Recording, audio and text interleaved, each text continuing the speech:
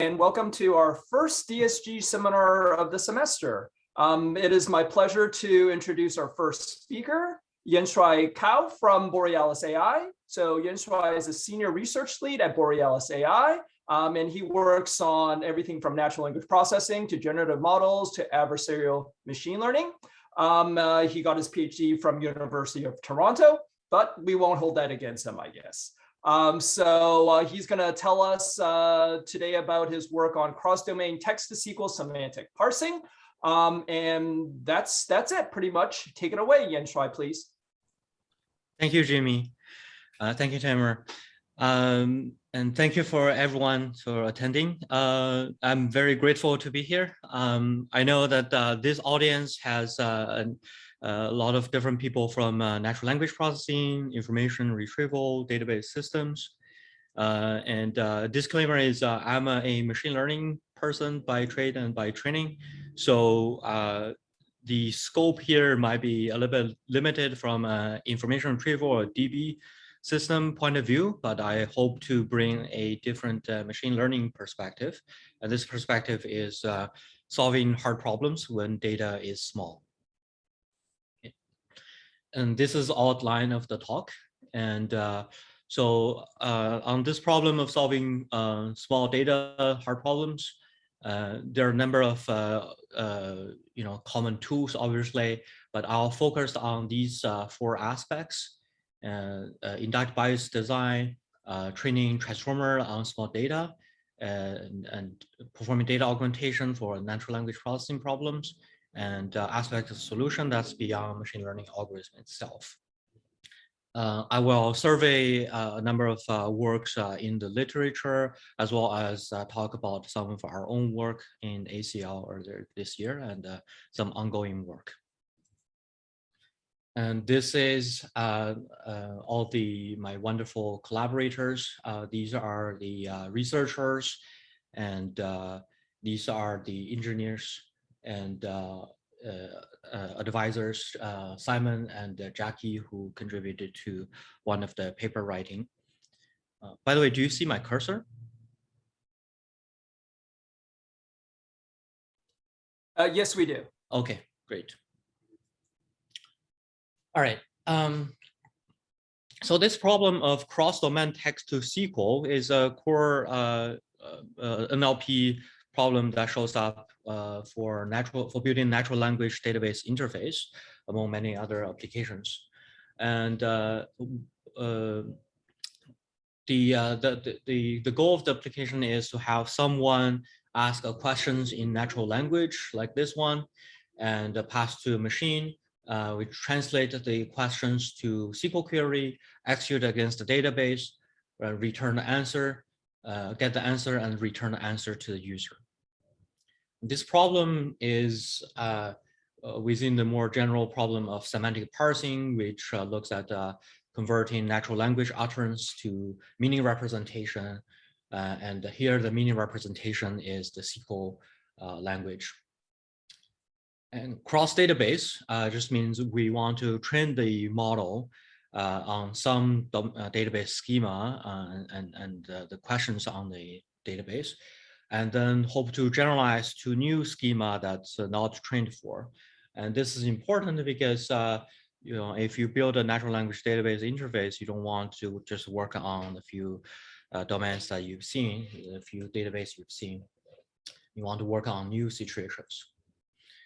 And the cross-domain part is about generalizing to new, not just new database, but new domains. So there could be a completely new type of situation. So for example, you can have multiple different database schemas, slightly different, but all covering the same domain of music, for example, and music genre and selecting songs, etc. But generalizing to a domain is even harder because it requires not just a new structure of schema, but new types of entities and new types of questions. And so you might not care too much about this particular application itself, but from a more general perspective, this problem of small data and hard problem, I like to argue that this problem, of solving a hard problem on small data is quite important and more generally applicable. And this generally shows up if you are in a phase of bootstrapping a new system before you are able to enter this positive reinforcing loop of data flywheel. And if your initial system that you build does not isn't good enough, depending on the type of application, type of user interaction, it's not going to lead to a positive reinforcement loop, and so you will fail in building the application. And another situation is if the more data that the user creates through the interaction isn't directly the data you can use, but requires expert label, and if it cannot be labeled implicitly by user or labeled cheaply by cross-sourcing, then acquiring a larger amount of label data is still going to be challenging, and you are likely still going to face a small data problem, especially at the beginning. And from a machine learning AI research perspective, and this is also quite important, I would say.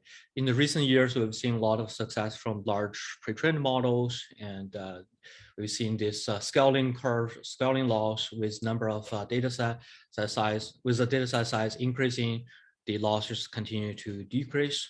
However, there are a lot of evidence that suggests that these models are learning to interpolate the type of patterns it's seen during training, not quite doing the sort of extrapolation that we're hoping it can achieve. What I mean by that is, illustrated in this example. This is from the GPT-3 paper, and here they're showing the size of the model against the accuracy on a number of different simple arithmetic tasks. The original point of this figure in the paper was that the larger model can solve few-shot arithmetic better than the smaller model. But what is also shown in this figure is if you look at the curves that are, that correspond to higher accuracy, these are the 2 digits addition and subtraction. Slightly worse is 3 digits, and even worse is 4 digits and multiplication, and more single digit 3 operations. So what this shows is the model somehow is not able to solve the problems that are, it's exactly the same rules as the 2 digits addition and subtraction, but just more digits, and it's not able to solve them, and the performance just collapsed completely. Had it actually learned the right of rules to solving the problem, it wouldn't have this performance collapse. And and if you think about it, online, from the pre-training phase, there are likely a lot more examples for 2 digits arithmetic than for 3 and 4 digits. So it's seeing a lot less of these examples, and hence it has this performance drop. And this is what you'd get if the model is doing more of an interpolation of the pattern that it has seen during training, but rather than trying to induce the rules of arithmetic and use that to extrapolate. All right, so that's the motivation. Now, why is this cross-domain semantic parsing a hard problem? Well, first, it's a hard problem because the dataset size is really, really small. And if we look at the size of data comparing to other common NLP and vision datasets, it's really minuscule. It wouldn't even show up on this plot, if compared to machine translation, QA, and image classification. In fact, the common, the de facto benchmark for this task, it has only about 10,000 English questions with slightly over 5,000 unique SQL queries. And in the training set, it has less than 5,000 SQL queries. And for each SQL, there's about 2 paraphrases on average. And what's even worse is this is spread over 200 databases, covering 138 domains. So that means per each database, there's only roughly around 50 examples and 25 unique queries. So that's a very small amount of data. And furthermore, these domains are not, simple, 1 table, 2 table, a few columns. On average, there are 5 tables and over 27 columns and close to 9 foreign key relations per each domain. So the domains itself are also fairly complex. And to make matter worse, as I said earlier, the task is about generalizing to new domains. It's the model is not trained for, and so this is a zero-shot generalization, but not in questions, but for domains.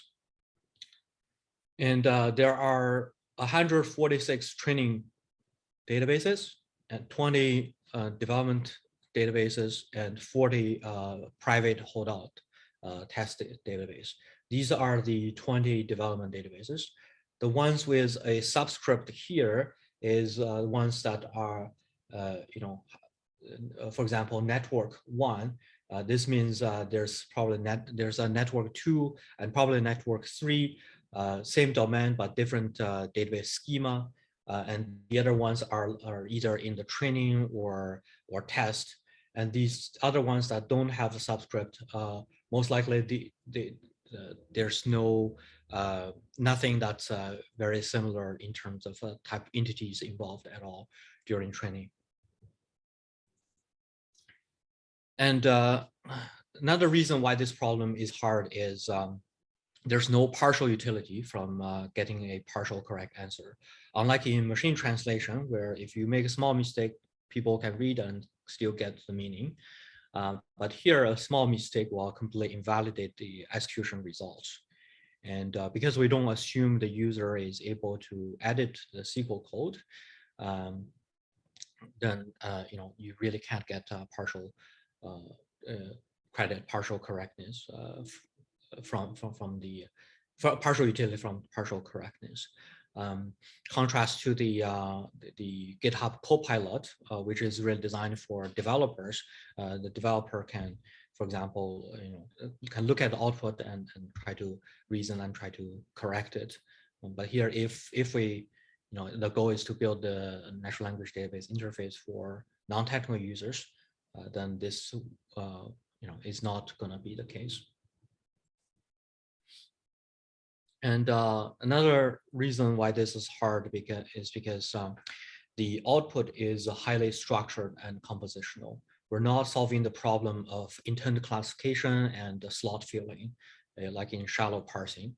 Instead, we want the questions to have, to map to arbitrarily flexible SQL and not bound by a list of predefined intent.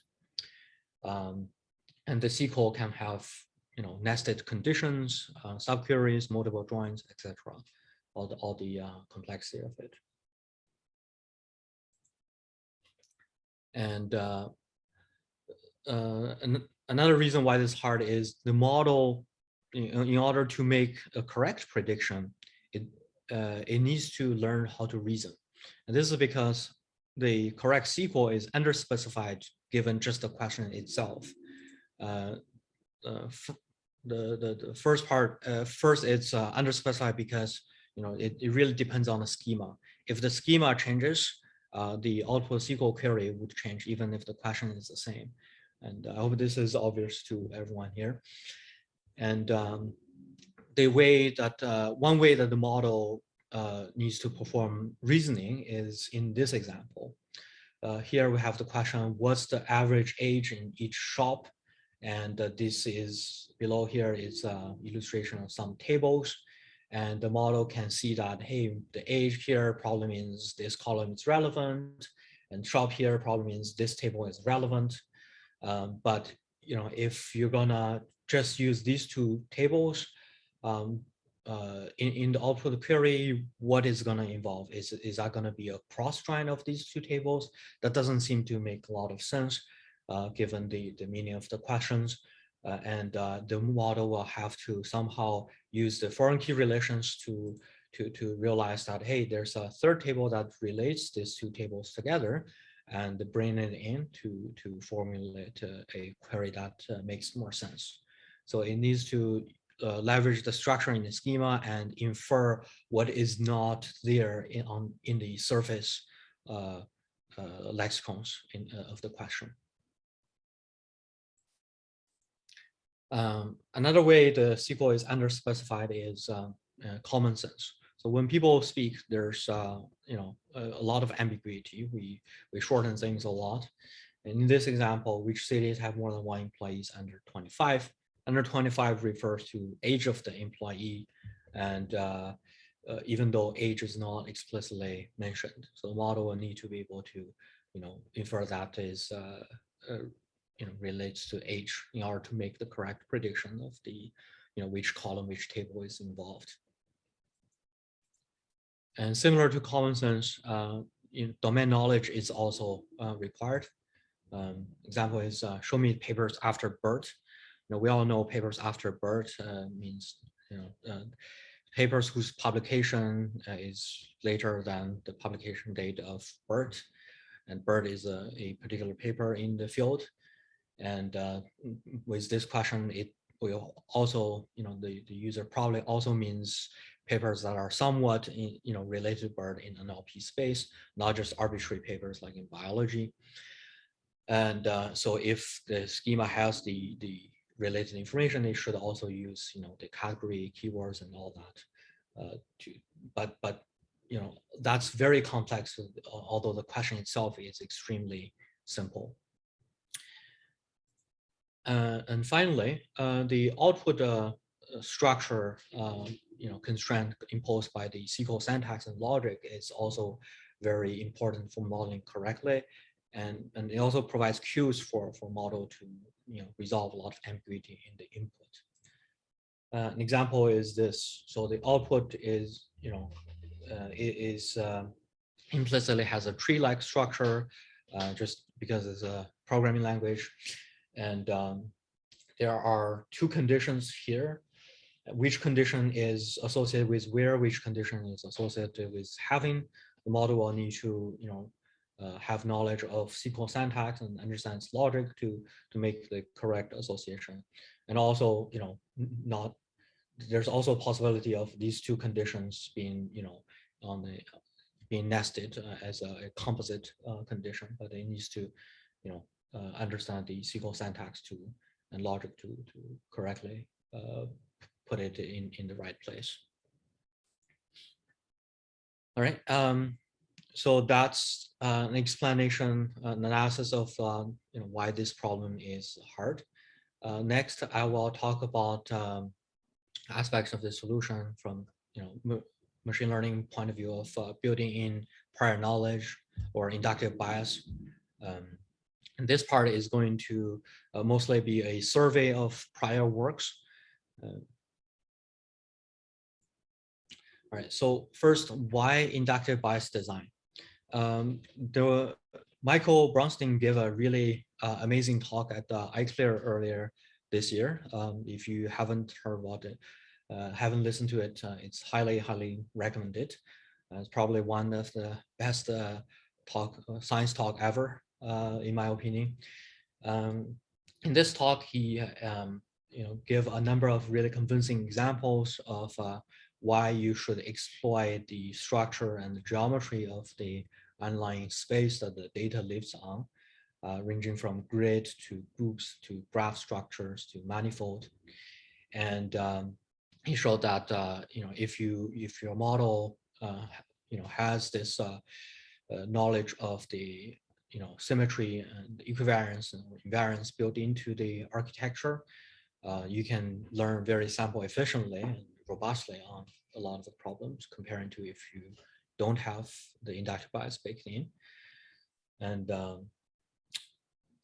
So if you're interested, this talk is highly recommended. And what's fascinating is even if you can do data augmentation, it's still important and still prefer to have the structure built into the architecture of the model. Another aspects of why it's important to build in inductive bias into the model is about reasoning. So the geometric deep learning is mostly talking about exploiting structure, and this is about architecture prior for reasoning. In this work, in iClear 2020, Xue and co-authors introduced this notion of algorithmic alignment.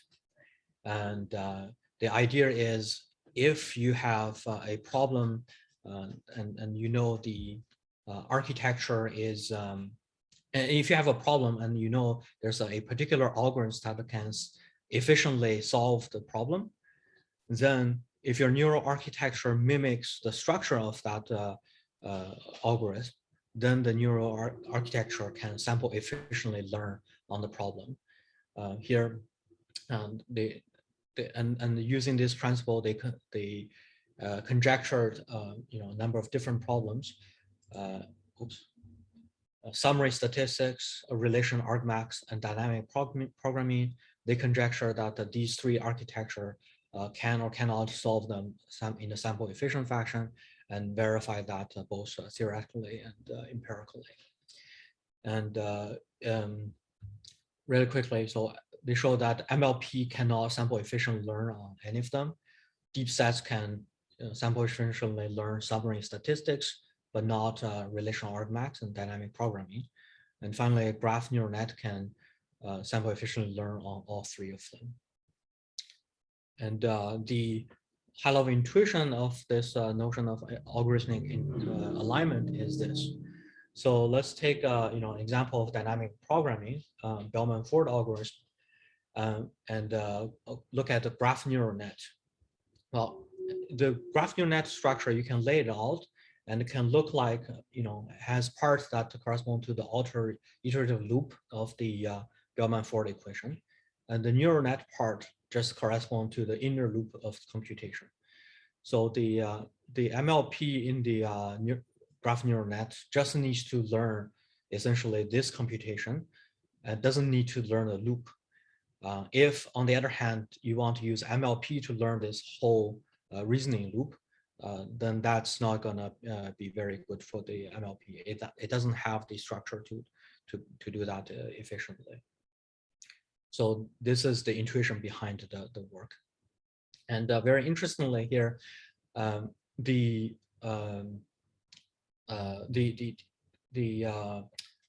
iteration over the subproblems in the dynamic programming correspond to the layers of the graph neural nets.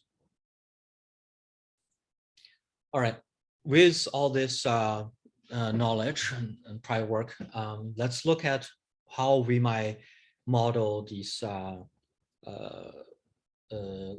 text-to-SQL semantic parsing problem. Here I have the input questions and the schema, simplified schema. And so the question is, should we model this as a graph? Because the schema has a graph structure given by the foreign key, and there's obvious links, just similarity of lexicons from the service questions to words in the schema. There's we can infer these links, and there's a graph-like structure. However, there are a lot of other potential links that are from given by the domain knowledge or common sense, etc., that are not as simple as employee. The word employee is also occurs in the table. So that means if we want to infer the relations that are not very obvious every single token could actually provide context and provides information to every other token, both across words in the questions as well as across words in the schema and across words between questions and the schema. So that means overall, this is not just a graph. It's more like a multi-graph because between every word, there's always a potential link. And so this is, or there's already a fully connected graph structure that should be considered between every tokens in the input and schema. And additionally, we have this extra special links that have either have special meaning or provides stronger evidence that there's some link. Okay, so we can't just model as simple as a sparse graph, but this dense graph suggests that this is more amenable to a transformer architecture. So should we just combine transformer with a graph neural net? Well, it turns out transformer actually are graph neural nets themselves. This connection is actually not super deep. And that's why, this is actually discussing in a blog post. It's not a publication. And basically transformers can be viewed as graph attention networks on fully connected graphs. I'll refer you to this blog if you're interested in more details. So with that, we can just potentially use a transformer to model everything. But what about the special links that we saw in the previous slides? And the foreign key as well as the lexicon, direct lexicon evidence. Well, we can modify the transformer to model this extra relations. And this is what proposed in this relation-aware transformer work. And the idea is you'd add this additional terms, additional terms to correspond to each of the special edges that you have in the input graph, in addition to the attention that's between every token. And so for each of the type of the edge, we can have a particular edge that's added. So for example, exact word match denoted by the red link here can have its own term. This would be an embedding, and it could be and if there's a partial word match, we can have a different type of embedding denoting this sort of links, and yet another type of link for foreign key relations. And so with this, we can model the fully connected graph together with the additional sparse links. So that's on the input side. What about the output constraints? In order to ensure that the output structure is well formed, respect the syntax, SQL syntax, we want to somehow build the knowledge of the grammar into the decoder. One way to do this is using the this TrainX framework. The idea is we want to produce not just directly the surface SQL code, but we want to produce the actual syntax tree of the SQL. But in order to do that, this framework convert the tree generation problem into a sequence of tree construction actions. And this mapping between tree construction actions and the actual syntax tree is governed by a grammar that you have to write for the particular language here for SQL. And before the model can train, we take the surface SQL, convert to abstract syntax tree, and then convert to the sequence of tree constructing actions using the grammar. And the model predicts this action sequence. And at inference time, the model predicts this action sequence using beam search, and then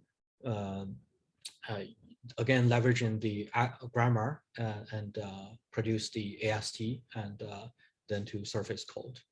And during inference, the model at each step of the of predicting action with beam search, the model can leverage the grammar to prune its search space to know what is the action that's legal at a particular step, and that's how it leverages the knowledge of the grammar.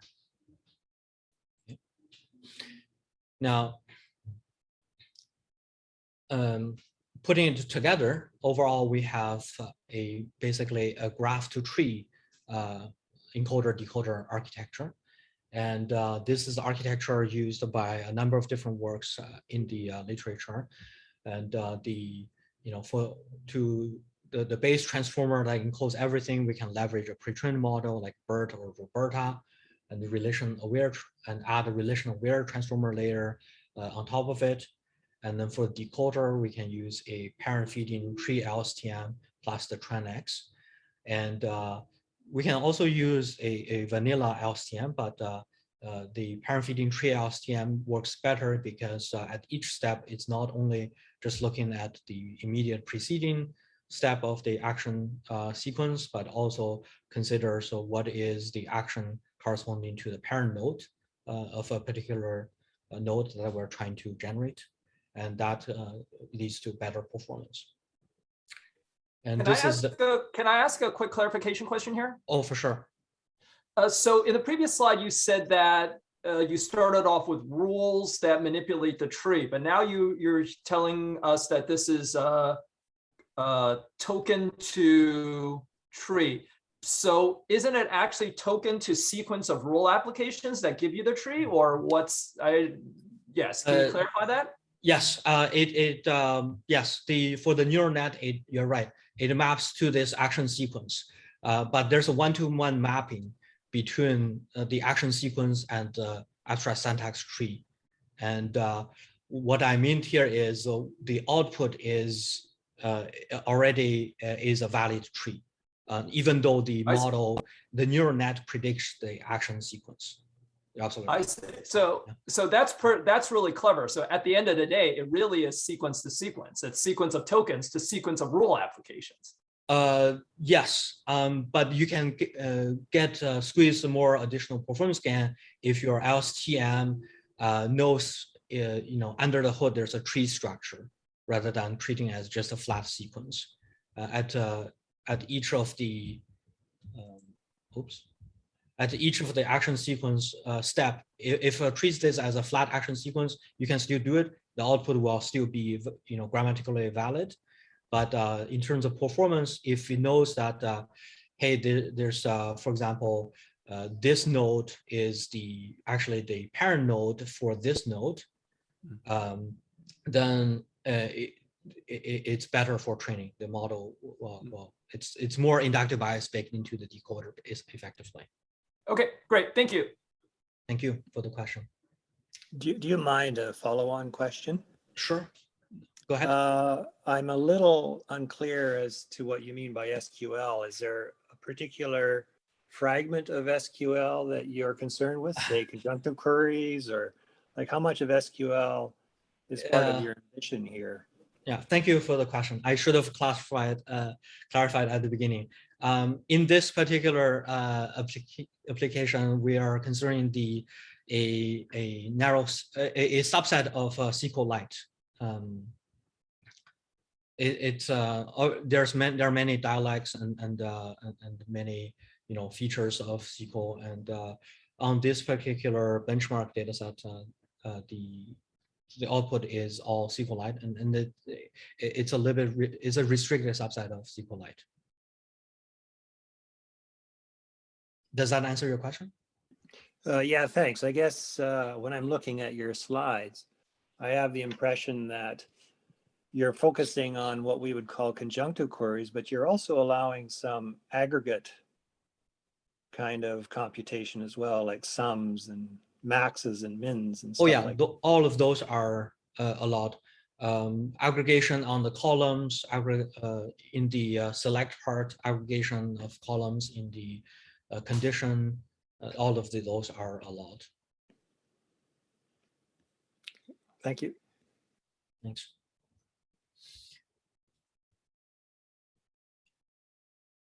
All right, so does all this inductive bias design actually help?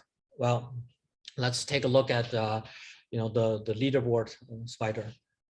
This is all the entries on spider benchmark, and the red star is the state of art at any point. And the baseline is attention seek to seek. As you can see, with no inductive bias design whatsoever, it just can't do this task at all.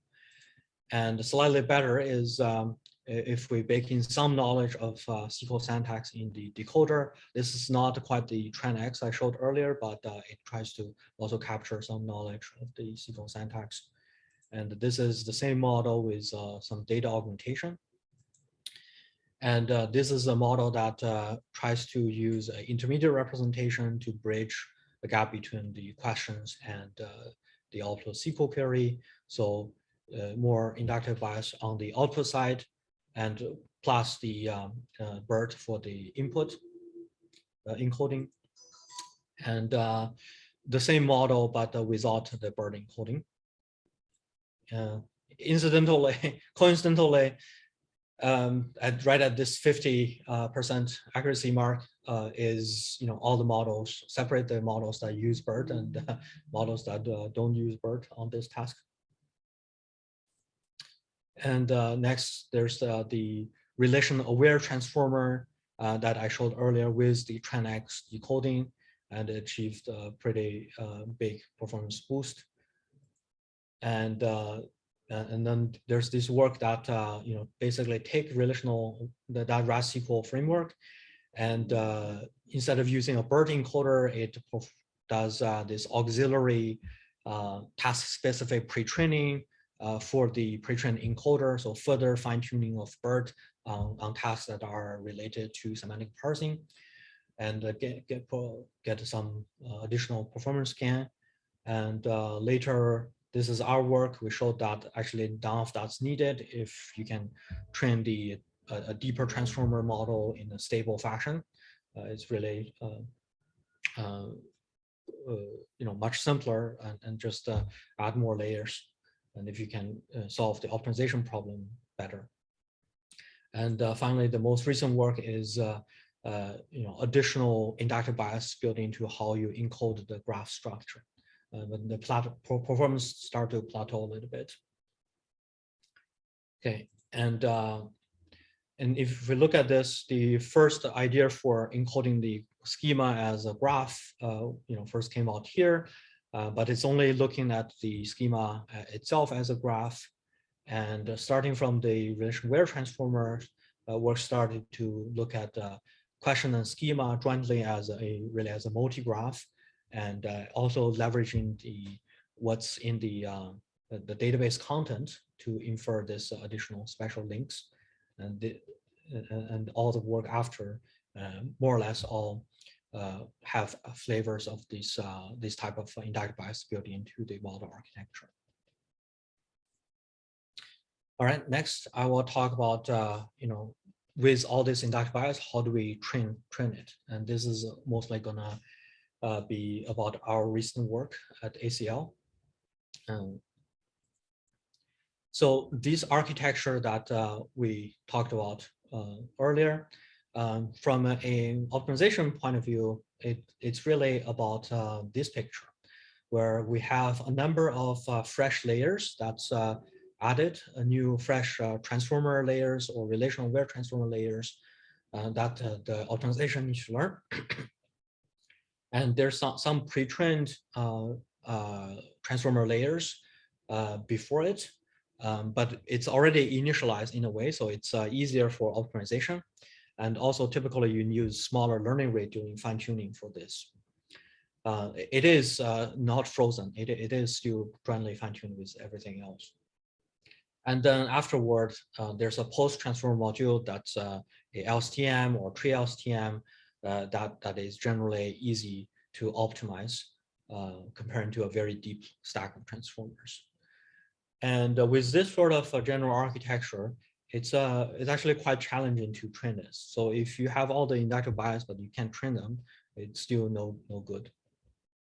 And generally, people in the field seem to believe that in order to train deep transformer, you really need to have large data set, and then you can get good generalization. But the question is that really needed? And without large data set, just the architectural inductive bias in the transformer itself, does that actually lead to better generalization in itself? Well, in order to answer that question, we really need to solve the stability of training for transformers.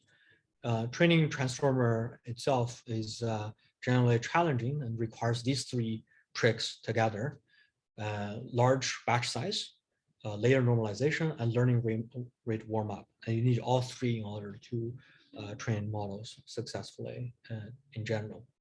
If you are just fine-tuning a pre-trained transformer with some classification layer on top or LSTM on top, then it's easy because you can just use small learning rate and train a little bit. Nothing really breaks. But if you have a lot of transformer layer on top, like we did, then it's really much more challenging. And turns out this layer normalization is also problematic. Previous work showed that layer norm shrinks the gradient through backpropagation, and that leads to high variance of optimization by Adam at the beginning stage of optimization. And so basically this shrinkage makes the gradient smaller at the lower layer, and Adam tries to counteract that. And that at the beginning stage of optimization, that leads to higher variance and oscillate. And so that's quite bad. So you want to get rid of layer norm somehow. And Huang and all showed that you can get rid of layer norm if you initialize the transformer carefully. And then you can still bound the overall update. And the whole idea is you want to scale the input as well as these parameters by a factor that's proportional to this to the depth of the transformer that you're trying to train.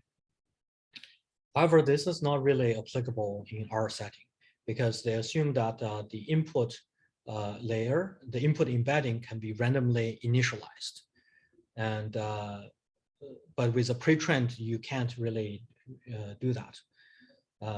The reason why they assume that is because they want to control the scale of the input, but with a pre-trained, you really cannot do that. And also, this only applies to vanilla transformer.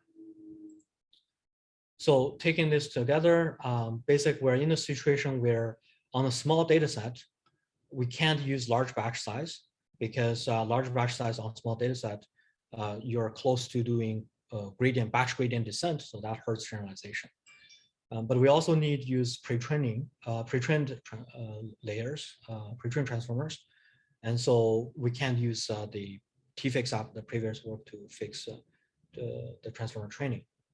So how do we go about this?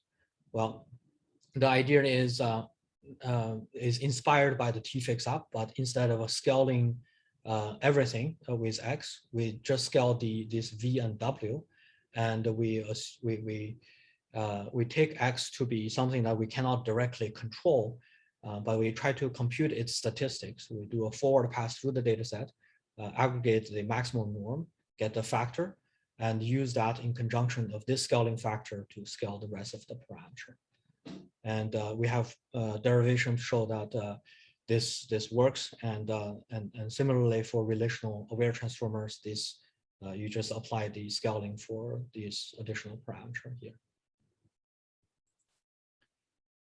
Empirically, how well does it work? Well, this is a standard architecture, and if you just train it, as you add more layers, it just collapses. But with the DT fix up method, it continue consistently to improve with adding more and more depth. And recall that the depth of the model in the transformer or graph neural net like models correspond to the subproblems in the dynamic programming. So really you want to add more depth to increase the power for reasoning. And the axis here is not scaled in the right way. This height corresponds to this height here. And with more depth, we get more performance gain. And we Yanshuai, could I sorry. just to actually pause back to the previous slides to give us some more intuitions on the fixed up? Yes. Yeah. Could you elaborate a bit more in details? Because yeah, I think many of us are not machine learning experts, so because that give us what is the intuition for this fixed up, any appreciations. Right. So basically, with the idea is when you stack many transformer layers together, transformer has this skip connections.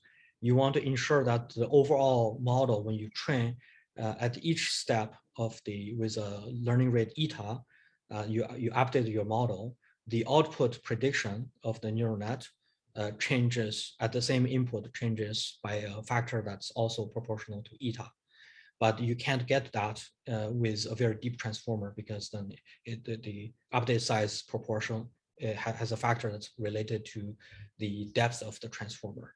So by performing this scaling, you ensure that whenever you perform a gradient descent with step size eta, the output always changes with step size proportional to eta. It doesn't depend on the depth of the transformer.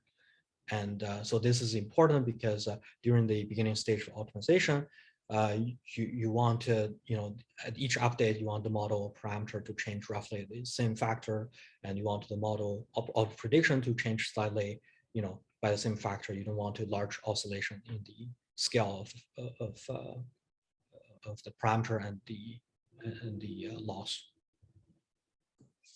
Thanks very much. That's very helpful. Thank you for the question.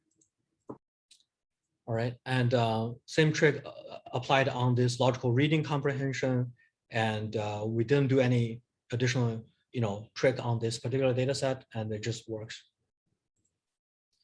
And if we look at the improvement by the level of difficulty on the SQL query, we get consistent improvement across the board, and more improvement on the extra hard ones. And so to summarize, our DT fix-up work basically shows that you can train deep transformers on small data set. It's large data set certainly helps, but it's not absolutely required. And it also verifies that the inductive Bayesian transformer itself can lead to better generalization. It's not necessarily due to large data set.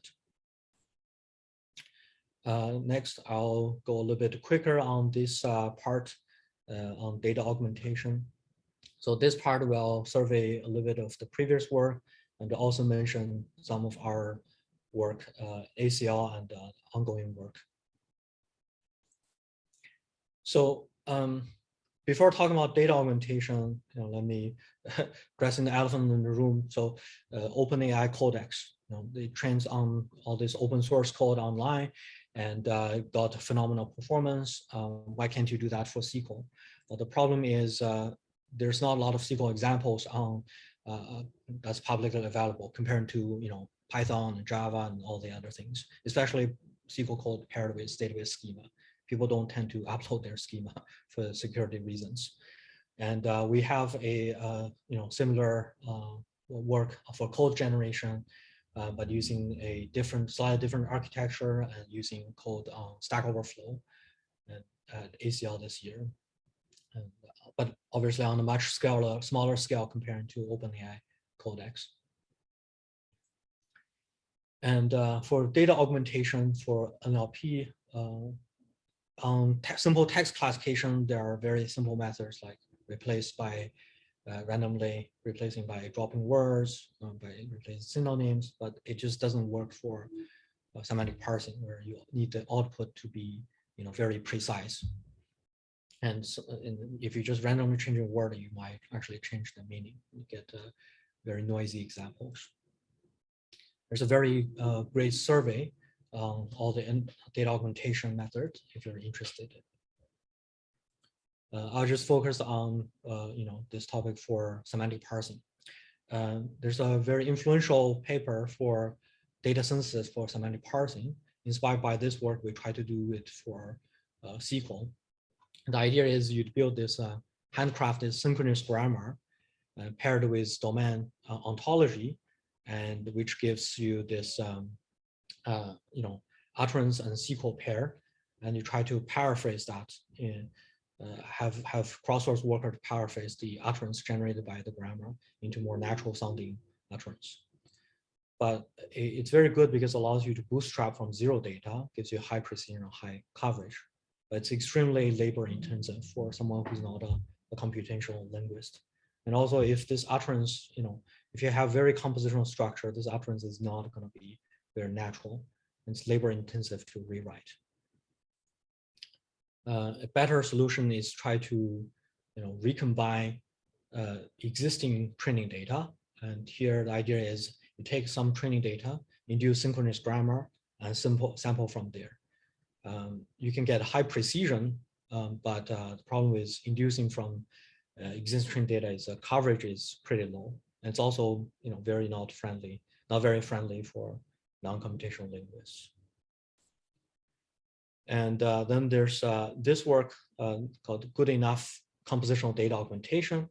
It's very simple to implement, and it just leverages this idea of recurring patterns. If some phrases occur in the same context, you just assume that it also applies in other contexts. But it's quite noisy actually, because this pattern generally doesn't hold, but that's why it's called good enough. I'll skip it because it isn't so good for semantic parsing compared to this other work. In this work, the idea is you instead of inducing synchronous grammar, you induce a grammar for SQL, and then you train a model that can translate SQL to utterance in the other direction. Now the translation, learned translation here will obviously make mistakes, but they also showed that this is often good enough. And it's implementation-wise, it's easier than inducing synchronous grammar. Same idea essentially. We have a work in progress that looks at this problem, and we try to make all of that even simpler to do. So the idea is we don't want to induce grammar whatsoever. Instead of generating SQL first, we want to generate the questions. So going from schema, we sample columns and then generate questions, and then use a semantic parser that's already trained to produce the SQL, and so really going in the opposite direction, and then use that to augment the data and train a student model. And in this process, we train a simple neural net to predict the column list based on existing training data, given the schema. So this actually can generalize across domain because it's conditioned on the schema. And then we fine-tune a T5 model for the column to questions part.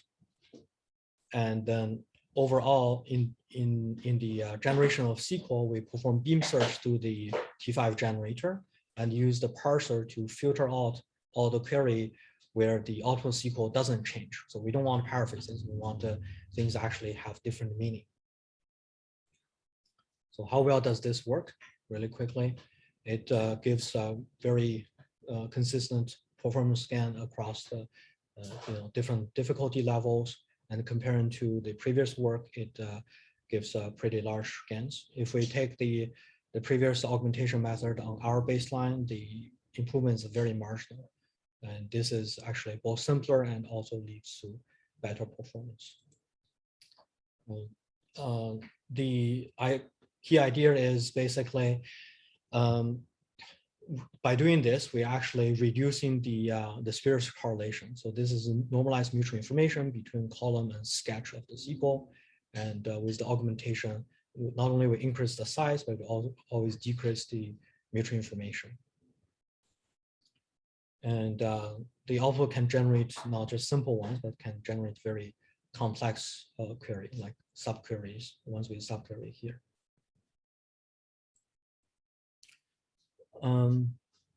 Okay, last, I'll mention this very quickly, beyond machine learning. So the idea here, this is the ACL demo from this year. The idea is we want to leverage top K accuracy instead of top 1 accuracy. We see empirically that top 3, top 5 is significantly higher than the top 1.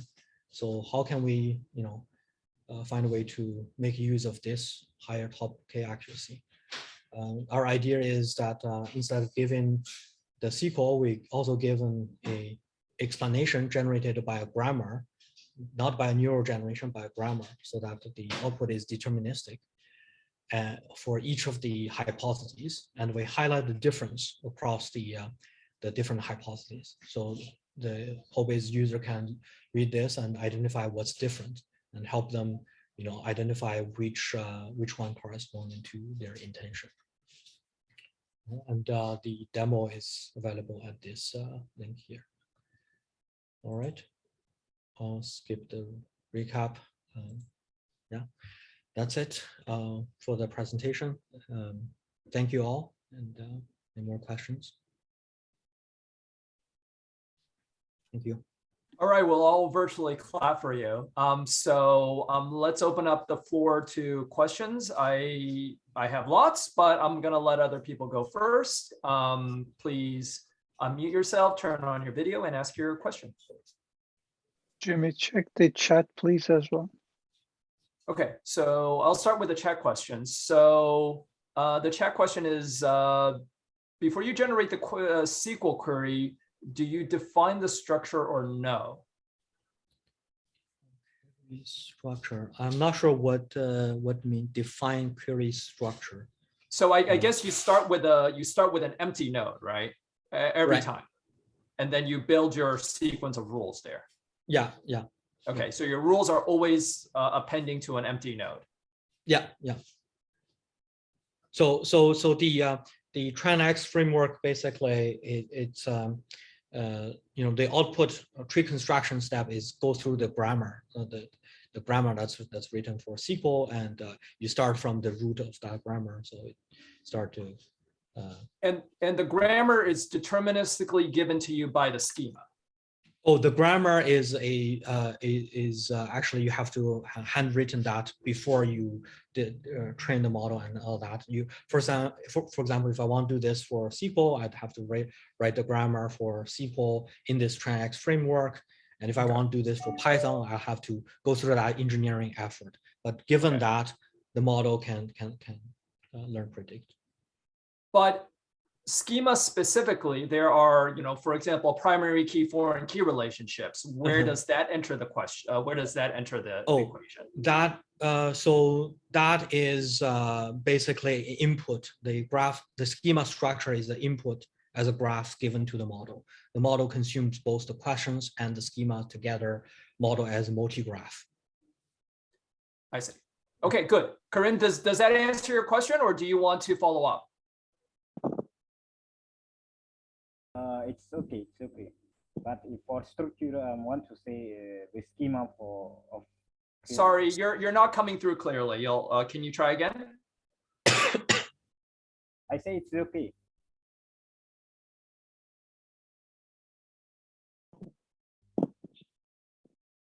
I think he say it's okay. Like public is also quick answered. Okay, good. Who's next? Can I ask a question here? Yep, go ahead. Yeah, so this is Anamol. Actually, I am also in the data systems group, and I have one view on your presentation. One of them is like, so there are two kind of queries which I am mostly interested in, where you don't have any answer, and probably there is no possible SQL grammar can be generated, like kind of decidability that whether is it possible from any natural language, whether there is an existing grammar or not. How do you deal with that? That is number one. And number two is that there are few queries. Can we stick to just one question because we're running short on time? Okay, sure. Yeah, thank you for the question. Yeah, it's a great question. So other people have looked at this problem of classifying whether the query can be answered or not. And if cannot be answered, maybe some information is missing, we'll ask for clarification. I remember Salesforce has this paper called Photon, it does that.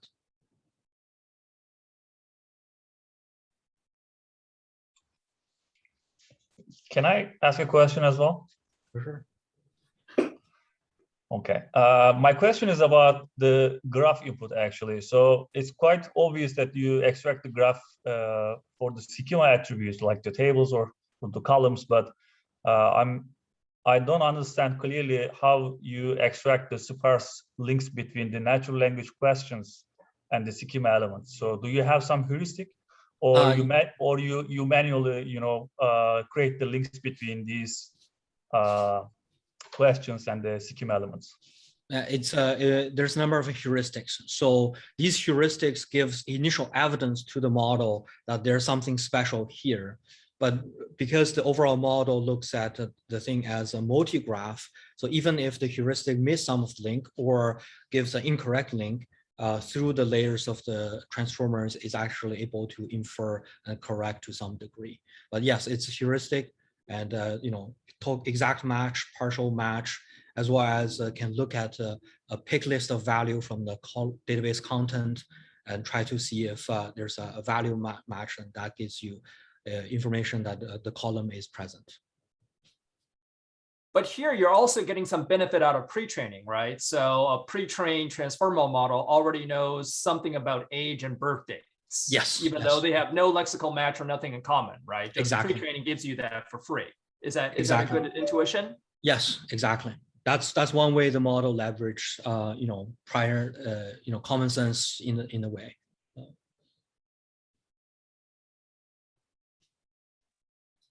Any more questions? Do you mind one more from one of your old colleagues? Sorry, I can't see who's talking. Me. So just a really high level one. You said you're not in, well, at least most of your talk was not describing something to do question answering. And then another part you were saying you're not also focused on helping to author SQL code for programmers or developers. So I'm just, the high level question is who's your user group? Who are you trying to help? And to do what? So SQL comes in here, and if you're not doing question answering, and if you're not doing assisting authoring SQL source code, or teach it, or convey a schema, or whatever, then who's your user here? Yeah, in a way, we are trying to do question answering, like this semantic parsing text-to-SQL. You can embed it in a chatbot. You can embed it in a search-like interface. The goal is for, the idea is for non-technical users who don't want to think about the query and the schema structure and all that. Well, I guess the follow-on would be, and these users they're okay if there's a significant chance the answer to their question is wrong? That's a fair point. So this is why the demo is a academic demo. It's the one that we put online there. Is not a product that you can just use and reliably trust the answer. As shown by the accuracy here, there's still quite a gap, and there's still a lot of room to go. Thanks.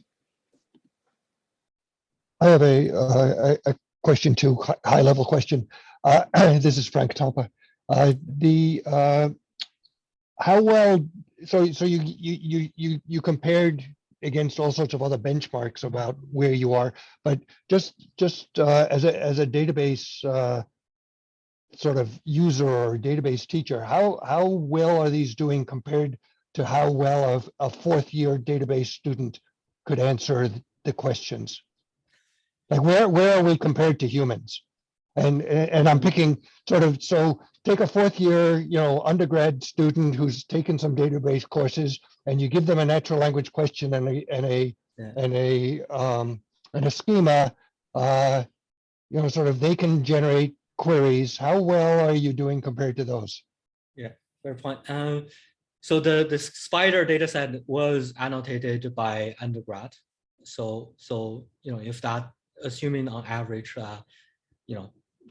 the accuracy is near, because it provides the ground truth, and with some variance, it's probably in the high 90s. So it's still quite far. Like state of art is just a little bit over 70.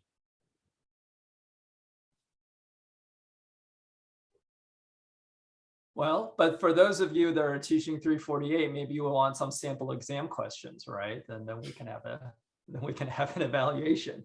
Or we can use your exam questions as training data. As more training data. Epsilon more, right? So they're not going to be that rich. Yeah, we definitely want more example questions for the students. Actually, I had another question if time allowed. But just sure. Final question. Last call. Go ahead. Okay, sure.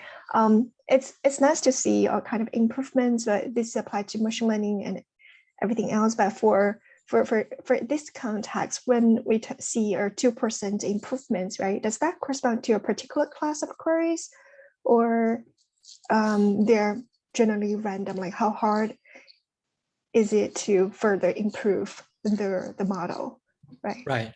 So we did, so earlier in the table I had the improvement by the difficulty level of the query, and the improvement is across the board, but there's more improvement from extra hard ones in our work, both the DT fix up and the data augmentation. So there's a lot more room to improve on the really extra hard. On the simple ones, it's already achieving over 90%. The extra hard is like really, really low, basically.